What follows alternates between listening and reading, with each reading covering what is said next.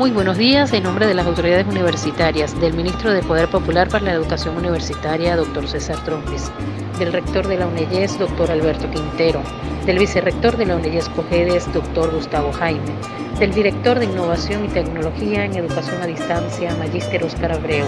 Le damos la más cordial bienvenida a la videoconferencia en el marco del subproyecto Amenazas Globales en la Complejidad Ambiental. Como primer ponente tenemos al Dr. Franklin Paredes. El Dr. Franklin es ingeniero agroindustrial, máster en Ingeniería Ambiental, doctor en Ingeniería de la Universidad de Carabobo. Ha realizado postdoctorado en la Universidad Académica de Ciencias Atmosféricas de Brasil y el Instituto de Ciencias Atmosféricas. El Dr. Franklin estará compartiendo la videoconferencia titulada Uso de radares y satélites para monitoreo de las variables ambientales. Disfrutemos de este aprendizaje. Buenos días a todos. En principio, quiero agradecer a Lenny, que en representación de los participantes del Doctorado de Ambiente y Desarrollo, me invitó a presentar esta breve introducción sobre el monitoreo ambiental basado en plataformas orbitales. Bien, comencemos. Antes de centrar la atención en el monitoreo ambiental desde el espacio, es necesario refrescar un poco lo que se entiende por espectro electromagnético. Todos los cuerpos sobre la Tierra emiten radiación electromagnética hacia el espacio. Sin embargo, como se muestra en la parte superior izquierda de la lámina, hay una estrecha región del espectro electromagnético en la cual el ojo humano es capaz de percibir su entorno. Esta región se le denomina espectro visible, el cual abarca las longitudes de onda que van desde unos 400 a cerca de 700 nanómetros. Los sensores a bordo de los satélites de observación de la Tierra, como por ejemplo Sentinel-2, capturan la radiación electromagnética reflejada desde la superficie terrestre bajo la forma de reflectancia, en diferentes rangos de longitudes de onda, denominados bandas espectrales. Estas bandas espectrales, en la mayoría de los satélites de observación de la Tierra, pueden estar contenidas dentro del espectro visible o cubrir otras regiones del espectro electromagnético. Esto último es precisamente la principal fortaleza de esta tecnología. Bien, profundicemos un poco lo que se persigue con el monitoreo ambiental usando satélites.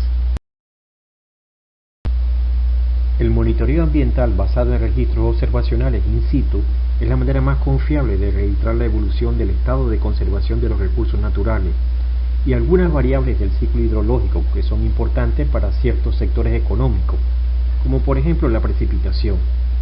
En el caso particular de Venezuela, la precipitación es la variable hidroclimática que mejor se ha medido.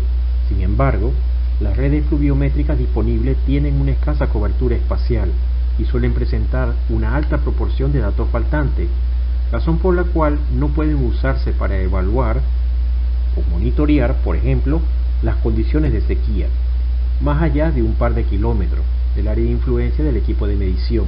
En otras palabras, tienen una naturaleza puntual. Las limitaciones de las mediciones superficiales pueden superarse empleando la información capturada por los sensores a bordo de diferentes plataformas orbitales. A diferencia de un registrador in situ, un satélite de observación de la Tierra se mantiene orbitando nuestro planeta siguiendo una ruta casi polar y suele visualizar el mismo lugar cada pocos días. Debe quedar claro que es imposible medir las variables hidroclimáticas desde el espacio, pero la información espectral en diferentes ventanas del espectro electromagnético pueden procesarse con complejos algoritmos y brindar estimaciones bastante precisas de la precipitación, la temperatura superficial, la humedad superficial del suelo, el vigor del verdor de la vegetación, entre otros parámetros importantes. En esta lámina pueden ver algunos de los satélites de observación de la Tierra administrados por la NASA, que la comunidad científica y diversas agencias usan para monitorear el ambiente a gran escala. Ahora hablemos un poco de uno de los satélites más nuevos usados para monitoreo ambiental a gran escala, el Sentinel-2.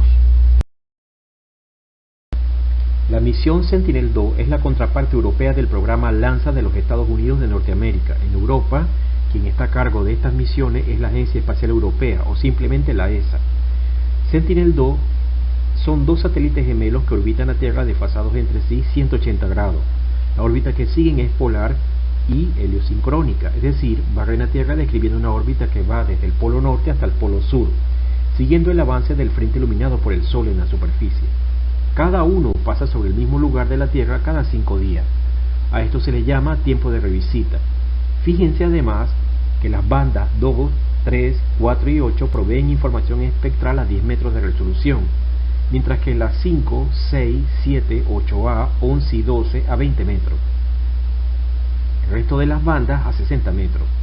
Hay una diferencia clave entre los Sentinel-2 y el Lanza 8. Esta es que los Sentinel-2 no capturan información en la porción del infrarrojo térmico del espectro, lo cual se denomina técnicamente TIRS. En cuanto al lugar donde se puede acceder a estas imágenes, allí pueden ver los repositorios más importantes para Sentinel-2. Estas imágenes son totalmente gratuitas. Por cierto, el plugin de QGIS que está allí mencionado les permite descargar y preprocesar imágenes Aster, Lanza y Sentinel-2 totalmente gratis.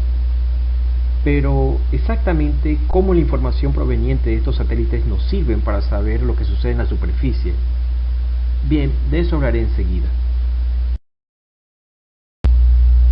Me extenderé un poco más sobre las bandas espectrales de un sensor orbital. Tomo como ejemplo la plataforma Lanza 8. Observen cómo cada banda espectral captura un rango específico del espectro electromagnético. Por ejemplo, la banda 1 recoge la reflectancia entre 0.43 y 0.45 micrómetros. Como verán, cada banda tiene límites muy bien definidos. Seguramente saben que una imagen puede ser vista como una composición RGB. Fíjense que cada combinación de bandas resalta algunas características del paisaje. Por ejemplo, B4, B3, B2 provee una imagen en color real, tal cual como la pueden ver en Google Earth. La combinación B5, B4, B3 se denomina color infrarrojo y en ella la vegetación es notablemente resaltada en tonos rojos. El rojo intenso revela la presencia de una vegetación vigorosa y saludable. Como seguro habrán notado, se tendrá un mayor poder de discernimiento entre las coberturas del suelo de la imagen. Por supuesto, para ciertas aplicaciones, es más importante la resolución espacial de la imagen que su resolución espectral. Esto último lo abordo en la siguiente lámina. Bien, hablaré un poco más sobre el potencial de las imágenes multiespectrales para monitorear coberturas superficiales. A la izquierda tienen una representación artística de un satélite de observación de la Tierra cuyo sensor captura sobre cada píxel tantos valores de reflectancia como bandas espectrales tenga disponible el referido sensor. Es por ello que cada píxel tiene tras de sí una especie de paquete de información espectral. Ahora bien, si grafican los valores de longitud de onda en cada banda versus la reflectancia capturada por el sensor en dicha banda, verás que cada tipo de cobertura en la escena presenta una señal bien definida, es decir, todos los cuerpos de agua en imagen tenderán a mostrar una relación longitud de onda versus reflectancia similar. Esta propiedad de los objetos superficiales recibe el nombre de firma espectral. Por tanto, el agua, el suelo desnudo, la vegetación y cada una de las coberturas observables desde el espacio tienen una firma espectral característica. Esta particularidad se ha venido usando en los últimos años para desarrollar diferentes tipos de indicadores cuantitativos que arrojan información valiosa sobre diferentes tipos de cobertura. Veamos con más detalle su uso operacional en el sector forestal. Los índices derivados de la reflectancia capturada desde el espacio se denominan índices espectrales. Los índices espectrales proveen al usuario información temprana sobre el avance de sequías, enfermedades que afectan el dosel o ataques de plaga. Hay muchísimos en esta categoría. El NDVI y el EVI son los más ampliamente usados para propósitos operacionales en el ámbito forestal. Básicamente, los índices de sequía espectrales sacan provecho del desbalance entre la reflectancia en las bandas roja e infrarroja cercanas del espectro electromagnético. Noten que una planta bajo estrés hídrico emite una alta proporción de reflectancia en el canal rojo con relación a una planta saludable. El ojo humano le es imposible discernir esta sutil diferencia, pero el NDVI o el EVI lo hacen claramente evidente. Veamos una aplicación ilustrativa sobre una parte de la empresa forestal de Forza, la cual es ampliamente conocida en Cogede. Aquí pueden ver una imagen de NDVI derivado de Sentinel-2 tomada el 11 de febrero de 2021. Fíjense que el NDVI es simplemente la diferencia de reflectancia entre las bandas B8 y B4, con relación a la suma de ambas. Aquellas regiones donde el verde es más intenso es indicativo de una biomasa aérea saludable. Los tonos marrones corresponden a lotes de terrenos con poca vegetación. En imágenes de este tipo, el suelo desnudo y las nubes se muestran con valores muy bajos de NDVI, usualmente negativos en el caso de las nubes. Uno de los grandes problemas del NDVI es que tiende a saturarse en zonas densamente forestadas, como es el caso de algunas zonas de Forza. Es decir, el verde tiende a saturar la imagen. Por ello, es mejor usar el EVI para este tipo de situaciones. Veamos cómo se ve la misma escena bajo EVI.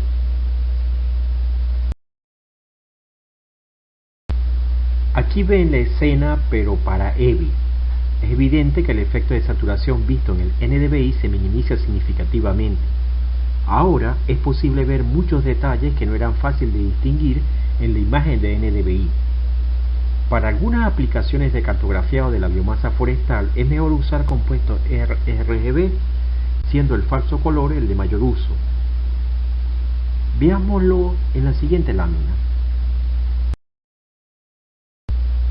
En falso color es posible ver muchos detalles en la vegetación, la cual bajo este enfoque se muestra en diferentes matices de color rojo. Los cuerpos de agua son claramente distinguibles. Como han visto, la principal desventaja de los sensores ópticos a bordo de plataformas orbitales es la interferencia de las nubes, pero es una limitante para una plataforma orbital. Pero si colocas una cámara multiespectral sobre un dron, deja de ser un problema. Sin embargo, si la extensión del terreno a monitorear es de cientos de hectáreas o un parque nacional de miles de hectáreas, es más rentable usar sensores orbitales que drones. Veamos un ejemplo. De nuevo observamos EVI, pero sobre todo a Venezuela. Este tipo de producto es útil para la detección temprana de áreas intervenidas antrópicamente, pues como vimos antes, el EVI muestra valores bajos en zonas desprovistas de vegetación. Es decir, si una región en particular tiende a mostrar valores bajos de EVI a lo largo del tiempo, muy probablemente se deba a un proceso de deforestación. Un punto a acotar en este tipo de productos es que no se derivan de Sentinel-2, pues la imagen sería inmanejable en un computador tradicional por su enorme peso. Esta salida en particular muestra el valor máximo de EVI a nivel de cada píxel al considerar todas las escenas que capturó el sensor MODI a bordo de la plataforma Terra durante marzo del 2021. Este EVI tiene una resolución nativa de 250 metros por 250 metros. Las regiones en blanco se derivan de complejos algoritmos que identifican la presencia de nubes, sombras de nubes u otra interferencia atmosférica, dando por resultado una región blanqueada. Aparte de estas aplicaciones, es posible utilizar índices espectrales para identificar periodos donde la humedad del suelo es muy baja y, en consecuencia, el riesgo de ocurrencia de incendios forestales aumenta. Veamos algo de esto.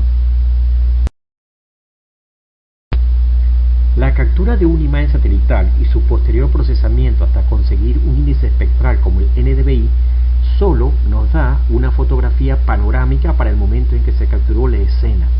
Así pues, el monitoreo de las condiciones de estrés hídrico en la vegetación solo tiene sentido si se da seguimiento a la evolución espacio-temporal del índice que se emplee.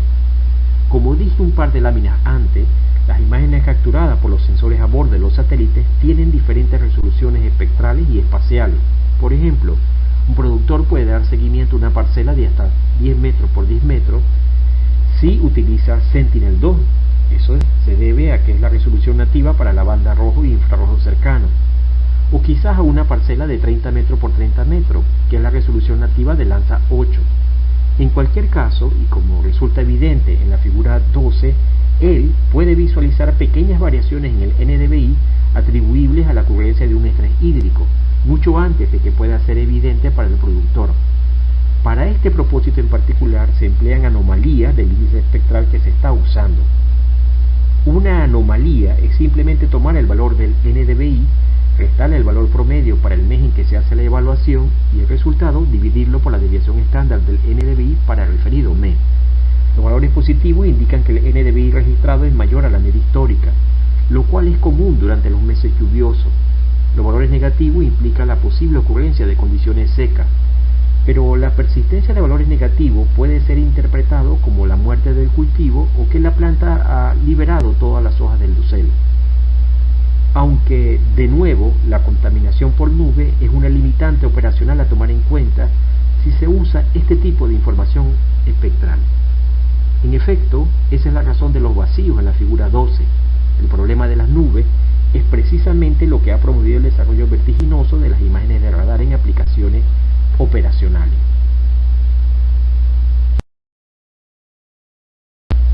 A diferencia de los satélites que llevan a bordo sensores que funcionan dentro de la ventana visible e infrarroja, como es el caso de Landsat 8, los satélites de radar transportan un instrumento denominado radiómetro de microondas, el cual captura la emisión natural de la superficie terrestre en un rango de longitudes de onda más grande que aquella encontrada en la ventana espectral visible.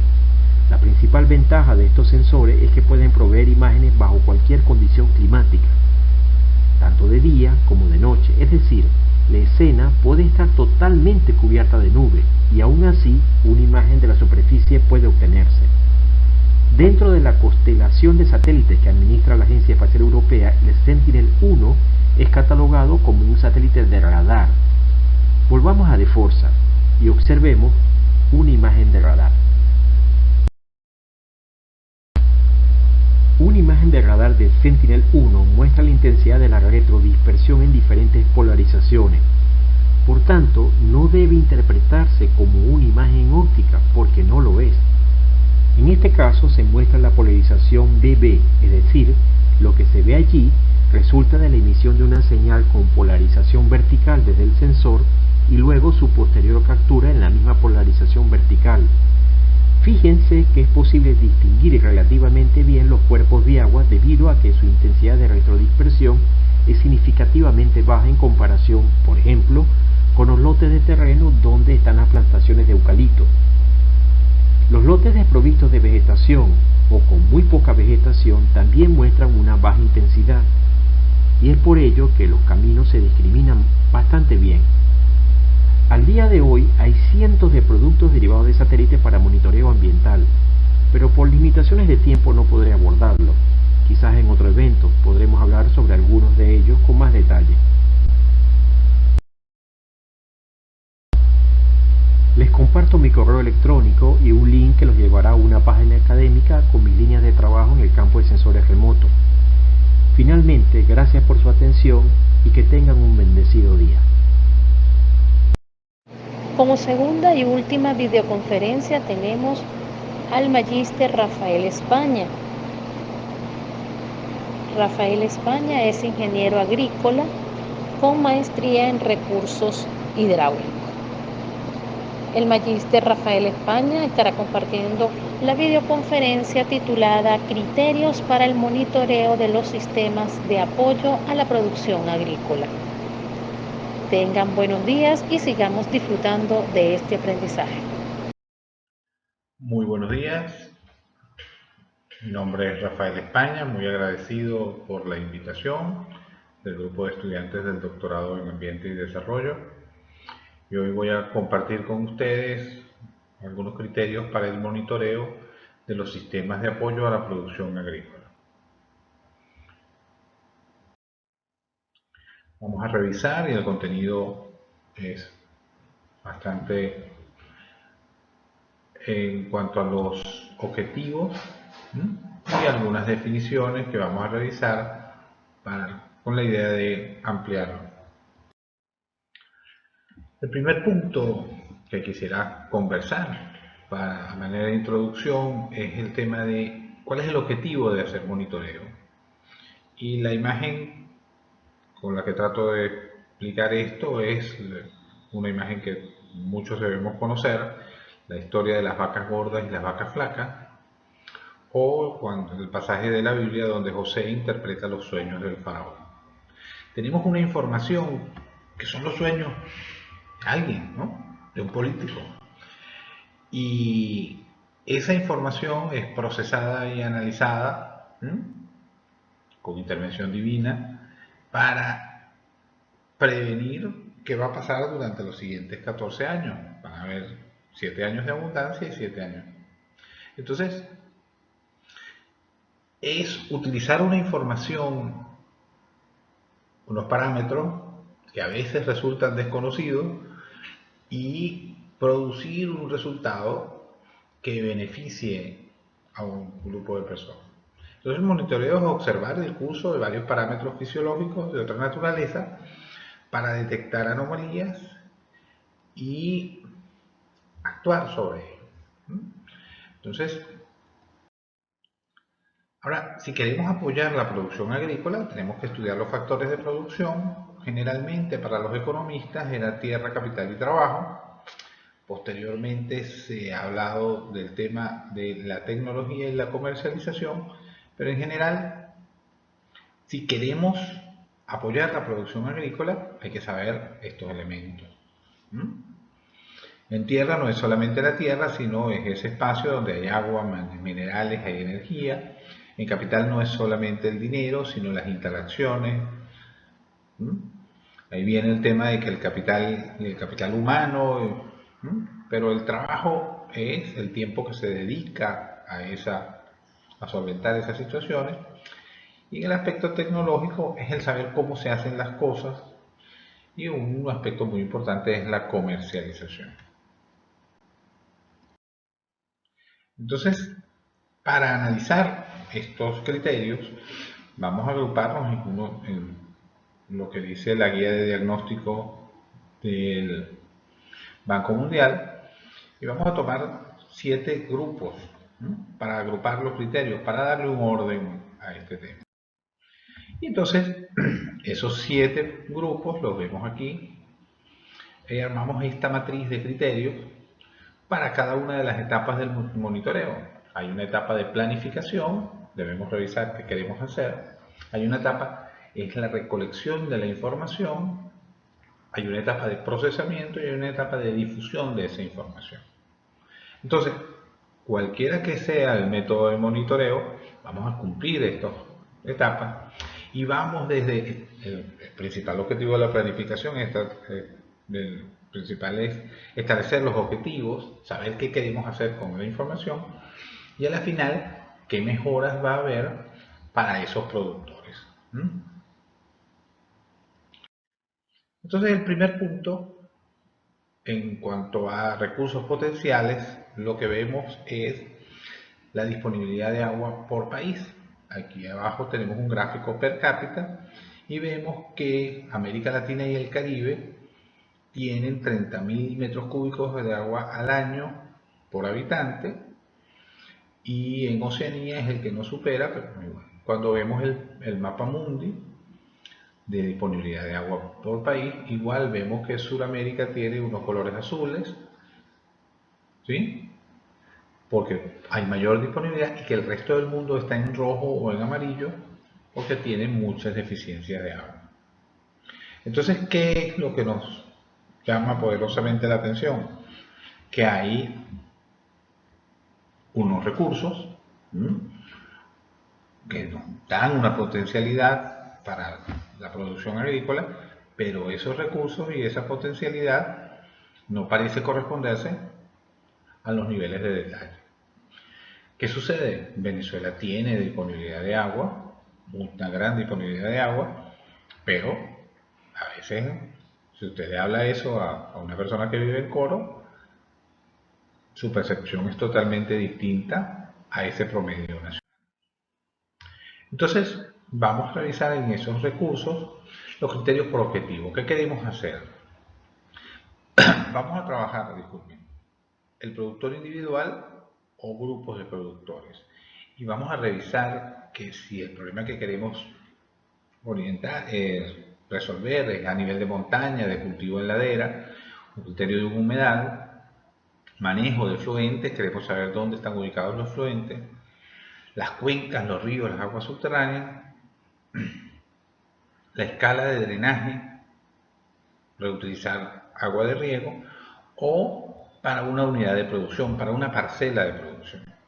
Entonces, tenemos que combinar esto, ¿sí? El tamaño del estudio para saber a quiénes realmente vamos a beneficiar. En el aspecto de los criterios políticos y legales, es muy importante, hay unas regulaciones éticas, unos secretos estadísticos y unas áreas estratégicas de algunos de los criterios en este aspecto. En el aspecto ético vemos las regulaciones sobre investigación en seres humanos derivadas del Código de Nuremberg, que nos habla de que si vas a investigar sobre seres humanos, vas a saber de su vida, vas a tomar muestras biológicas, hay que ser responsable con esa información. Responsable no solamente por la confianza que las personas están depositando en nosotros, sino que no podemos simplemente experimentar. Ahora hay otro tema, la legislación venezolana protege el secreto estadístico. ¿Y qué es el secreto estadístico? Es la obligación jurídica de reserva por parte de los órganos del Estado y de las personas que por cualquier concepto tengan conocimiento de los datos objeto de secreto estadístico. Limita el uso y la divulgación de la información. Si viene el empadronador del censo y me consulta sobre información de mi casa, el empadronador y todas las personas tienen que proteger esa información. ¿Hasta dónde eso realmente se cumple? Y bueno, vamos a ver otro tema en otra parte sobre el tema de la confianza. En cómo se maneja la información es la confianza que las personas tienen para dar la información. En los aspectos estratégicos, las áreas estratégicas, las instalaciones militares, las oficiales deben ser protegidas. No se permite que esa información se haga libremente. Con respecto a los criterios del conocimiento, hay dos partes o dos grupos que hemos querido sopesar. Uno, saber cómo hacer las cosas, cómo recolectar la información, cómo procesarla, cómo difundirla, el how know de los americanos. Y luego el otro que veíamos anteriormente sobre el manejo de la información, cómo va a ser utilizada en los aspectos éticos, morales, qué va a pasar con esa información. Si yo le digo al del censo la información que me está solicitando, ¿qué va a pasar con esa información?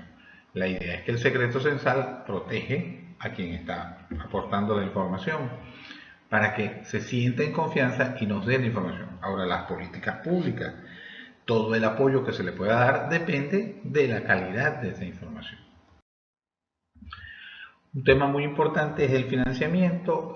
Aquí traemos parte del manual del Banco Mundial sobre financiamiento de sistemas de riego, y realmente lo quise poner como ejemplo porque tenemos alto costo, complejos, costosos y duran mucho tiempo los procesos que son a gran escala, pero los procesos individuales son a bajo costo, simples y serían baratos en comparación a esto.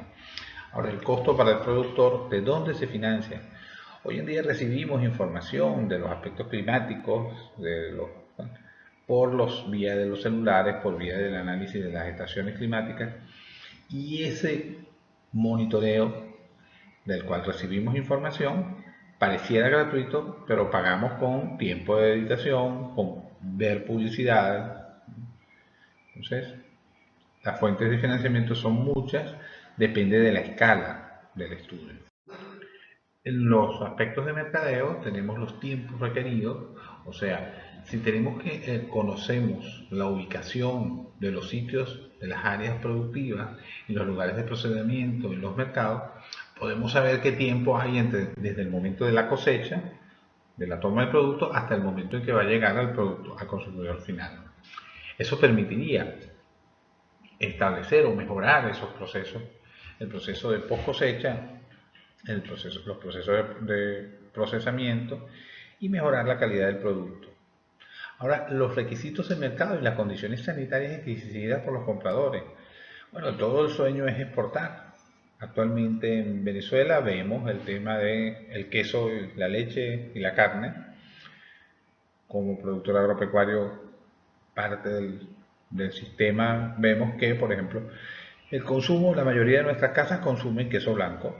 Los quesos procesados no son. ¿Por qué? Porque el queso blanco tiene muy buen precio, es muy barato y actualmente todo el mundo procesa en la finca y vende queso duro, semiduro. Hay una variedad, pero de procesamiento artesanal, con todos los riesgos sanitarios que eso conlleva, pero que consumimos el queso. Ahora bien, ¿quién consume esos otros quesos madurados, procesados? ¿Mm? No hay. No hay un mercado. Mientras siga compitiendo el queso fresco, que es muy bueno y a todos nos gusta, contra el otro. Entonces, ¿qué va a pasar? ¿Cuáles son los criterios de qué información requerimos para ese acceso a los mercados? No es solamente la ubicación de dónde están, sino también cuáles son las características que nos pide ese consumidor. Si el consumidor es un consumidor europeo que va a tener unos estándares de calidad, que quiere saber si la vaca fue maltratada, ¿m? O si el consumidor es uno que está viendo, como nos resulta aquí, solamente el precio del producto final, si el queso está barato, bueno, eso es lo que voy a consumir. Con el tipo de tecnología, vemos que hay tecnologías de satélite, GPS, agricultura de precisión, hoy en día los usos de drones. Vemos que hay 8.900 satélites, es una estimación, ¿sí? Por más de 40 países, 5.000 siguen en funcionamiento. La imagen que tenemos aquí es una imagen de satélite que fue usada en un trabajo de investigación y hace varios años el costo de una imagen, de solamente una imagen, era millones de bolívares, era impensable de pagarlo. Hoy en día vemos que los sistemas de procesamiento de imágenes, hay imágenes gratuitas, tenemos información, ¿sí? Ha variado, la tecnología se ha hecho mucho más accesible con los pros y los contras de eso. La tecnología GPS nos da una ubicación, lo cual nos ha ayudado en el tema de agricultura de precisión. Podemos dividir la parcela y no aplicar el paquete tecnológico a toda el área, sino a cada área en función de lo que se requiera.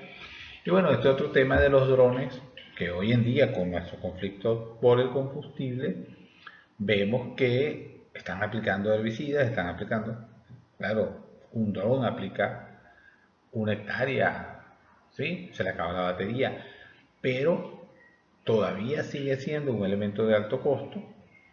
El asunto es que el desgaste de un equipo, o sea, el dron puede costar $12.000, un tractor cuesta por 30.000, 40.000, se está deteriorando menos cantidad de equipo. Todavía no existen las capacidades para que eso sea, pero es una tecnología que en el futuro se va a aplicar. Bueno, y finalmente, con respecto al producto, ¿no? Un productor tiene que ser veterinario, climatólogo, agrónomo, economista, vendedor, pero un productor que está informado porque participa en los sistemas de monitoreo puede expandir su producción, puede crecer su producción, puede mejorar su productividad. En fin, un productor informado mejora sus decisiones y eso debería redundar en todos los aspectos de la producción. Entonces, bueno, vamos a definir algunas cosas que nos gustaría: censo, encuestas y datos administrativos. Un censo es una operación estadística dirigida a reconocer y procesar, difundir datos sobre la estructura del sector agropecuario, de todo un país, de toda una parte importante de este. Los datos estructurales que se suelen recoger en un censo son de tamaños de la explotación, tenencia, uso de la tierra, el área agrícola, el riego, la población, la ganadería, la mano de obra y los otros insumos. En un censo agropecuario los datos se recogen de las explotaciones agrícolas, pero se pueden recoger del ámbito comunitario.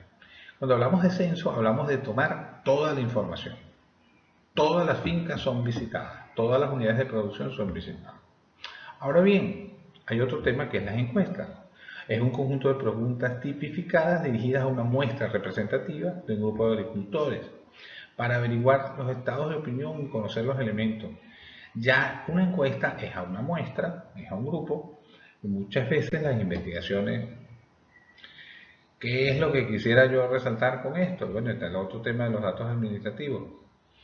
Pero lo que queremos resaltar es que los censos nos dan un marco de conocer nuestra realidad y se hacen cada 10 años, a veces más. Las encuestas nos darían unas mediciones, pero no debemos inventar el agua tibia. Ya hay unos instrumentos, ya hay una metodología de levantar información. Lo que necesitamos es más trabajo en procesamiento de la información. Luego los datos administrativos son los registros que tiene el Estado o tienen los privados sobre la producción o sobre las unidades de producción. Y bueno, en la medida que esos registros sean confiables y reflejen la realidad, pues ayudan mucho a recabar información. Sobre los censos agrícolas en Venezuela, vemos que desde 1810, 1825, 1830 hay una serie de censos, pero eran censos de población. La primera publicación que aparece es el de 1873, el censo de Guzmán Blanco. Vemos que Páez, por ejemplo, hizo en 1830, en su primer periodo presidencial, hizo unas estadísticas de la productividad del país. Éramos un país agrícola, y luego han venido ocurriendo varios elementos de censo. En 1985 se separa el censo agrícola del censo de población y vivienda. Entonces los censos de población van siendo y venían siendo los años terminados en 1, o sea que en este 2021 tocaría un censo, y los censos de agrícolas eran a mitad de periodo. ¿Cuál es la idea? Que el censo de población nos dé un marco general de saber cuáles son los hogares agrícolas y cuáles son los hogares urbanos, y que el censo agropecuario solamente se dirigía a los hogares rurales, tratar de levantar esa información. ¿Cuál es la idea? Que esto nos sirva de marco, ¿sí? Es una inversión, muchos de ustedes podrán haber trabajado en el último censo agrícola, el de 2006, 2007, pero genera una información que nos sirve. Bien, pero ¿cada cuánto tiempo hay que recabar esa información? Ya veníamos hablando de que los censos son cada 10 años, pero las encuestas de este sistema, que es el sistema AGRIC, propone una periodicidad de que, bueno, se pregunte algunas cosas todos los años, pero algunas, la de economía, se pregunte cada 2 años, la fuerza de trabajo se pregunte cada 5 años, los métodos de producción cada 5 años, y los de maquinaria y equipo distribuido, porque el costo de hacer una encuesta es muy elevado. Entonces, hay un criterio de periodicidad. Ahora bien, si estamos monitoreando un cultivo, el término que utilizamos es el ojo del amo en contra del ganado. Vaya y revise su cultivo todas las mañanas o todas las tardes para saber cómo va avanzando. Entonces, la frecuencia, el tiempo es cada cuánto vamos a generar esa medición. Bueno, de los registros administrativos en Venezuela tenemos RUNOPA, RUNSAI, el censo de aguas que realizó el INTI, el registro de actividades susceptibles de degradar el ambiente, hay asociaciones de productores, está el sistema Patria, el sistema CLAP. ¿Qué pasa? Tenemos una serie de registros administrativos, la confiabilidad de los registros, la calidad de la información. Los registros son hechos con un objetivo. El objetivo es administrar, pero dependen del mantenimiento de la información. Pero son elementos que nos pueden ayudar. ¿Por qué nos paseamos por censos, encuestas y registros administrativos? Porque al momento de hacer monitoreo debemos verificar esa información o contrastarla con estos registros. ¿Para qué? Para no repetir información, para no volver a buscarlo o volver a preguntar lo que ya deberíamos saber. Entonces, ¿no? Esto más o menos ha sido la presentación de los criterios para el monitoreo, lo que les trataba de decir, por cada etapa hay un grupo de criterios. La idea es que hemos ido ejemplarificando algunos y espero que esto haya abierto un poco más las inquietudes con respecto a este tema tan interesante que estamos conversando el día de hoy. Bueno, muchísimas gracias.